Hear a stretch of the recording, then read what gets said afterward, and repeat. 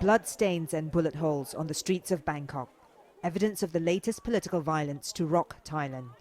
The shooting happened near the Prime Minister's office, where a group of protesters had been camped out. Witnesses say the gunshots came from a car.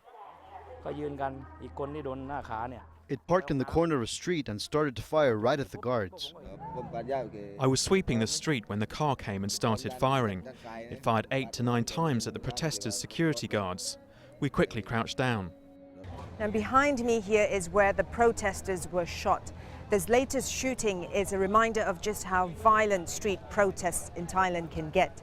And it comes just 2 days after a confrontation between demonstrators and police turned deadly. Protesters had tried to storm a building being used to register candidates for the election. A policeman and a demonstrator were fatally shot, and more than 100 people injured in the clash. Protesters are calling for an unelected, impartial body to implement political changes. The Prime Minister, hoping to stave off protests, had dissolved Parliament earlier this month and called for an early election, which analysts say she's likely to win. She has also proposed setting up a reform council. But whether a poll will take place as scheduled in February has now become even more uncertain.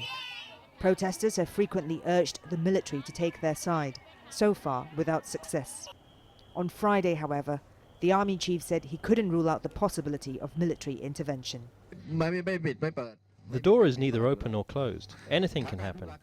If it's going to happen, it will be determined by the situation.